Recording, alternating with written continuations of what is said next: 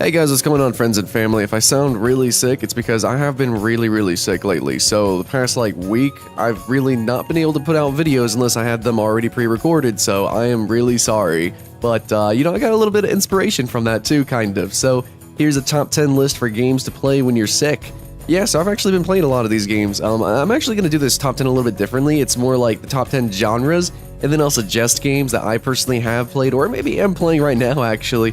But yeah, if you guys have any suggestions yourselves, put it in the comments below. Like the video and let's have some fun, okay? So starting out, let's talk about JRPG genre. So JRPGs tend to be very linear. They tend to be much slower paced than other RPG genre, or at least Western, like action RPGs or Western RPGs tend to be more, well, action oriented, more real time, or a little bit more difficult. Should be, maybe. I know JRPGs can be difficult, but generally it's more story-based. It's much more, it just kind of all just flows. It's like reading a book. The pages almost kind of turn themselves, especially with the modern JRPGs. Not to, say that JRPGs are bad or anything, but anyways, the one I'm going to suggest is Final Fantasy IX, which is an older JRPG. I definitely like a lot of the older JRPGs. It was my childhood, so that's what I'm going to suggest. It's just my personal bias. Though, if you haven't seen other top 10s, I definitely am looking forward to some new ones upcoming, okay? Next up, we have a game called Minecraft. Basically, the genre is sandbox, but I'm going to suggest Minecraft. A lot of other sandboxes, they're just super...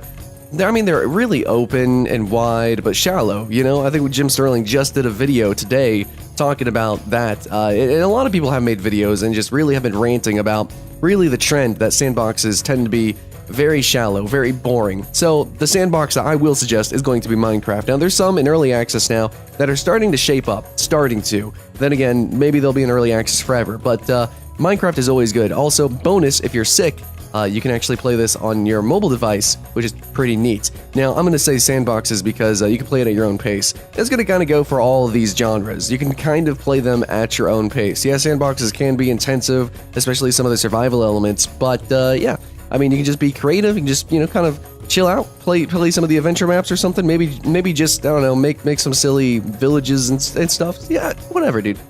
Next, the genre I've got is exploration/walking simulator. So I don't really know how to define this genre. I know some people think walking simulator is an actual genre. I don't know, if that's really an appropriate term. I think it's actually more of a negative connotation, but whatever. I'm going to say Gone Home is a pretty good game to play when you're sick. So these games are basically you don't really have any actions, and you don't really come into any direct confrontation or conflict, really.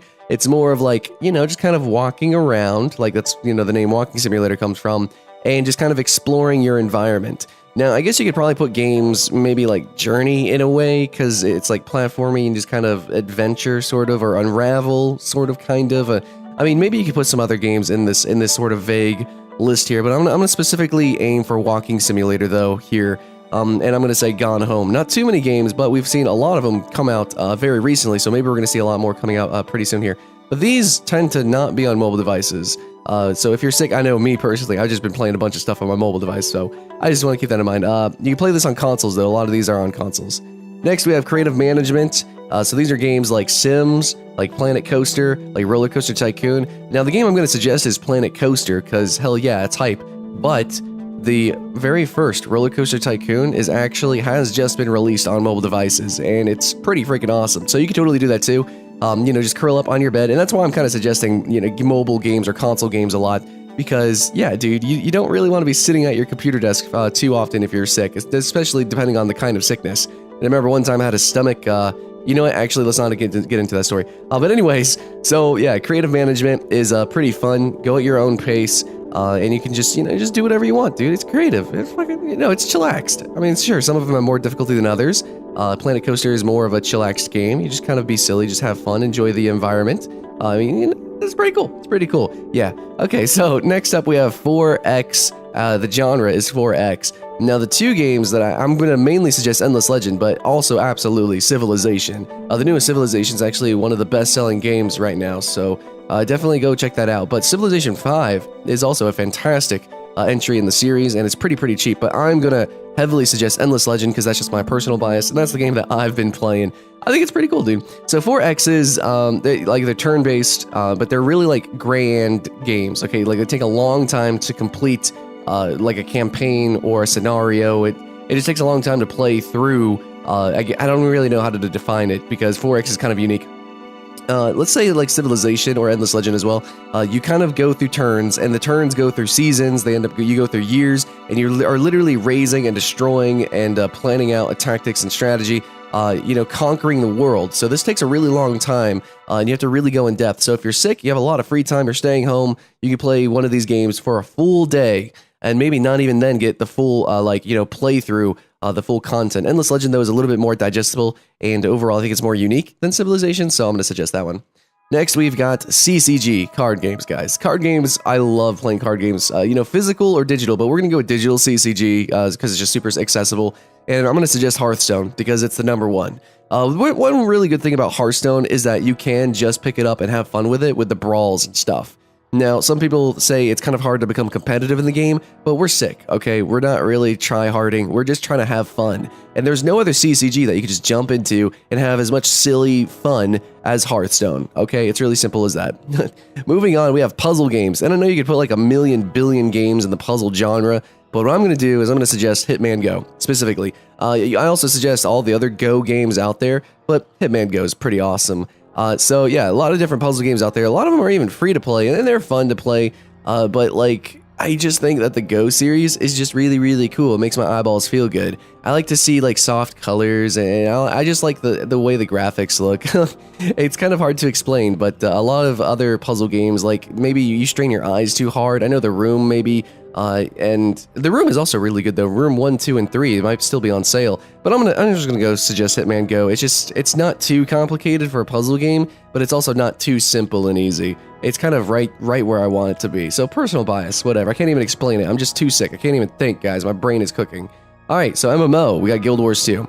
I think I've said in other top 10s that Guild Wars 2 is like one of the most casual games out there. Don't worry, it does have difficulty for those who want difficulty, and they're just now implementing raids, but like the seasonal events, the actual story, which feels really storied, it feels like really cinematic, and there's our true characters, and there is really a really linear story that you can actually progress through, which is outside of the open world content. And if you do just want to play like a social casual game while being sick, Guild Wars 2 is that. But I think a lot of people, you're sick and you don't really want to be sitting at a computer desk. Now, Guild Wars 2 is only on PC. So what I'm also going to suggest is Elder Scrolls Online, which maybe is going to be better for the list, because Elder Scrolls Online also has really good story. You can play it single player, you can play it linear, you just run through the game, and it's on consoles, so keep that in mind. Now for mobile MMO, I can't really think of any, so we're just going to pass on that. But if you do want to play an MMO, which is pretty cool playing sick, because you can kind of do what you want in most of these games, they tend to be not very difficult, and they're very fun.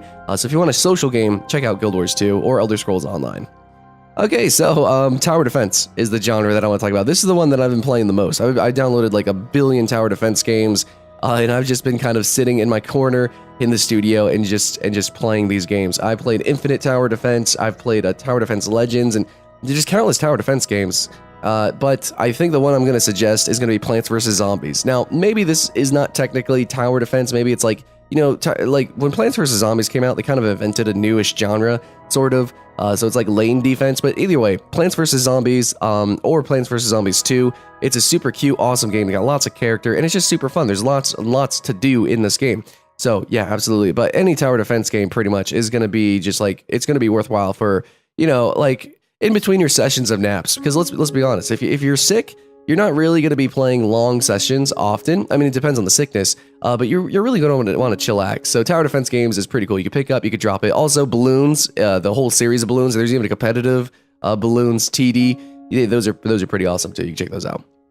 All right, and the final one, which is probably overall the best, if you're sick, for everybody, no matter what sickness, is going to be point and click adventures or story, playable fable type games. I don't really know what to call them, but I'm going to suggest Life is Strange. So it's not really point and click, kind of, sort of. I mean, in a way, but not really. So yeah, these games are basically like, it's just a story, and it's kind of like you choose your own adventure in a way, with, really, I guess, I don't know, gaming visuals. Some of them actually are just text-based on mobile devices. It's just text-based, but those I mean, is that even a game then? I don't know. Anyways, point and click adventures. You point and you click, and you kind of, like Franbo is one of them. We got Botanicula, Machinarium. There's some other games out there, but I'm going to suggest Life is Strange. You can get it on consoles. I think the first episode is actually free on PC, and it's just a really chill game that like has a really good story. And I mean, I guess you can just go on YouTube and just watch this game being played. You'll probably get, a lot out of it. It's still fun to watch. In fact, I bought this for somebody and just watched them stream it, just watch them play it, and I had a lot of fun, and I did not regret my purchase of the gift for them to watch them play it. It's whatever. So Life is Strange was pretty awesome. First episode is free, and if you're sick, you're not really gonna want to put too much effort. I mean, you're not gonna want to play like Dark Souls or something if you're sick, most likely. You just want to kind of want to chillax and still have a game to play. You want a story, you want an experience, and that's why I suggested all these games, because you kind of go at your own pace. And Life is Strange, literally, you can rewind time, so, like, yeah, pace is your own thing there. Yeah, guys, anyways, so that's the genres that I suggest playing. I might have missed a genre or two. Honestly, my brain is baked, and not in a good way. So let me know in the comments below what you think, and guys, I'm really not feeling good. I'll try to pick up the pace and do some videos very soon, but this is really the best I could do. I mean, hey, I still gotta eat, right? So let's get some likes. Let's get some engagement in the comments below. I'm so sorry for dropping the stream early as well, but we're gonna pick it up pretty soon. I'll get better. I promise. I promise, guys. I promise. Much love, guys. See you, friends and family. Have fun. My name's Skylint, and I'll see you in the next one.